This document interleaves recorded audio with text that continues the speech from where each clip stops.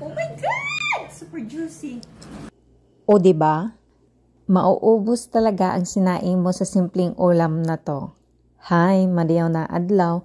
Ako pala si Anis, ang OFW dito sa Taiwan, and for today's video guys, ay i-share ko kung paano ako mag-ihaw ng bangos. Ito yung full preparation ko sa inihaw na bangos.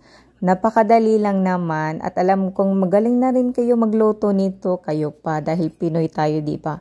Mahilig sa inihaw. At ito na nga, itong bangos, I think more than kilo to kasi medyo malaki siya eh. Ang ginawa ko lang dyan is siniwaan ko yung sa likod niya. Tinanggal ko yung backbone. Basta yung malaking buto sa likod, tinanggal ko siya. Kasi gusto ko sana is yung boneless, pero hindi ako marunong mag-debone talaga guys. Kaya ito na lang yung way ko para medyo matanggal yung buto sa likod kasi gusto ko manuot talaga yung lasa mismo ng mga ricados sa laman ng bangos. Kaya ito nilinisan ko siya ng maayos at tinanggal ko yung laman loob, then hinugasan at ito na siya. Sobrang linis na dito guys. And then next kong ginawa is nag-mix ng itong mga panakot, mga lamas.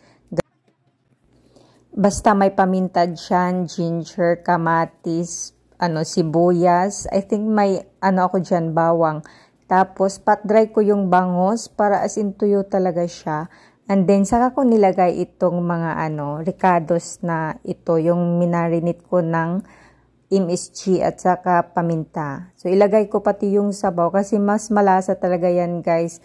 At dito ko na siya nirap ng itong tawag foil.